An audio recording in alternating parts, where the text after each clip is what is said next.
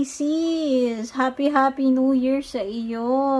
So, itong reading na to Pisces ay pinangmagatang ano yung mga pasabog sa iyo starting itong New Year January 1, 2024. Pisces, kung hindi ka pa nakaka-subscribe sa aking YouTube channel, don't forget to subscribe. Pa-like and follow na rin yung aking Facebook page. Mag-send ka lang ng private message doon kung mag-i-inquire ka or mag-book about personal readings. So, alamin na natin to. Huwag na nating patagalin tong mga pasabog na ito, no? Para magkasabugan. O, diba? Basta ito na yung countdown. Starting January 1, 2024. Ito na yung mga pasabog.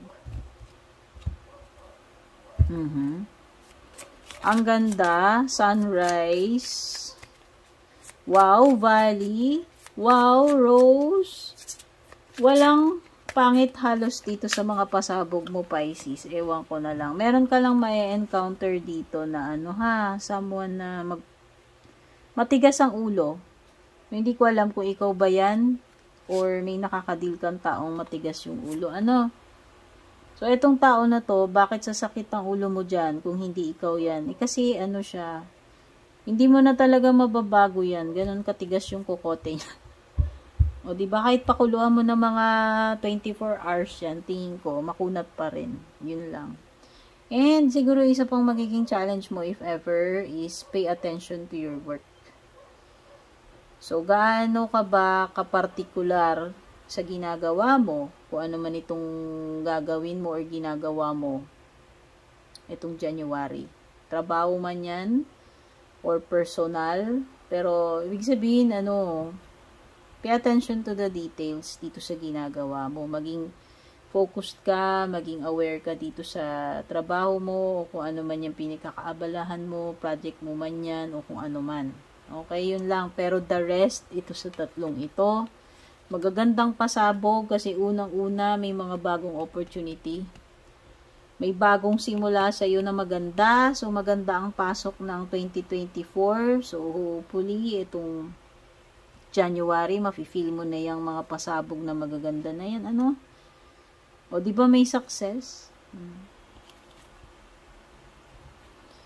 At ang isa pang magandang pasabog sa iyo, pagdating sa love life mo, may romance. So, kung ikaw ay single, naghanap ka ng kajowaan, mukhang ngayong 2024 ay may papasok sa buhay mong love. O, diba? May kajowaan. So, isa yan sa magagandang pasabog. No? Fresh start, bagong adventures, bagong opportunity, bagong ideas, makakapagsimula ng maganda. Ayan yung mga pasabog na maganda. At may success pa. O, diba? Kompleto. May love life pa. O, diba? So, tignan na natin tong apat. Baka may pahabol. Okay. Yun lang. Kung may romance dito, meron naman 3 of Swords. Kung nangangamoy romance, merong, ewan ko, may betrayal dito or magka-heartbreak ka. Pero nafe-feel ko this is, hindi ko alam kung, hindi ko matukoy kung love life yung magpapa-broken heart sa'yo. Pero pwede namang ibang bagay. Okay, pwedeng betrayal actually. Kasi maganda yung pasok ng romance sa iyo, ng love life. Sa tingin ko, itong 3 of Swords, iba yung makakapagpasakit sa iyo dyan. Pwedeng betrayal ng friend, o kung sino man, basta. Na hindi mo ina-expect na magagawa niya sa iyo, traidoring ka. O hindi mo ina-expect na magagawa niya sa iyo. Basta kung sino man yun. Pero, ayan, pasensya na kayo guys, na lowbat yung aking pang video. Ayan. Basta importante dito, nakikita ko pagdating sa romance mo, okay. Pero this is, sa tingin ko itong pagiging broken hearted mo is pwedeng sa ibang bagay, hindi sa love life. Okay? So, ayan. Pwedeng may fire sign, Aries, Leo, Sagittarius dito. Pwedeng ito yung person. Okay, so malapit na ito, Pisces, na nakikita ko.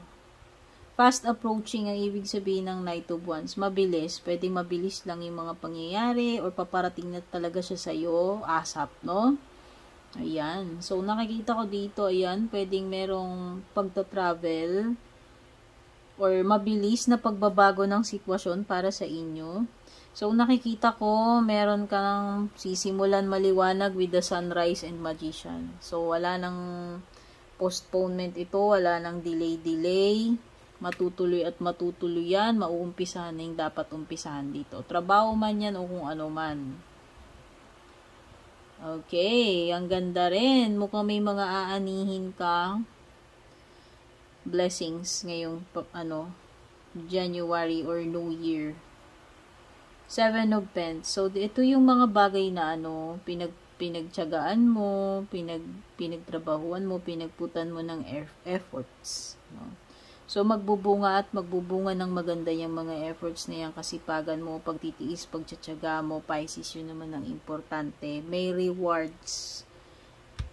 Okay, so, huwag kang mainip kasi nakikita ko may mga bagay na mabilis nang paparating sa iyo dito. So, ayan. Hopefully, magkatotoo tong mga magagandang pasabog para sa iyo.